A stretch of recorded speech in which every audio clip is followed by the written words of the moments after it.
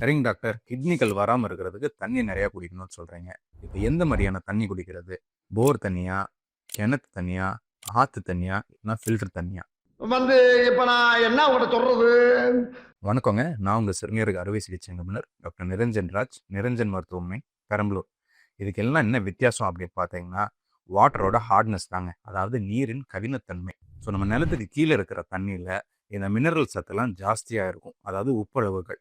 குறிப்பா எங்கெல்லாம் இந்த கால்சியம் உப்போட சத்து ஜாஸ்தியா இருக்கோ, இந்த மாரி தண்ணிய நம்ம குடிக்கிறப்ப, இந்த கால்சியம் உப்புலாம் வந்து கிட்னில போய் சேர்ந்து கல்லு ஈஸியா உருவாயிருது. ஆனாலும் நம்ம எல்லாரும் ஒரே தண்ணி தான் குடிக்கணும். ஏன் சில பேருக்கு மட்டும் ஸ்டோன் ஃபார்ம் ஆகுது, மீதி பேருக்குலாம் வரமாட்டேங்குது. இது ஒரு நல்ல கேள்வி. பதில சொல்றா.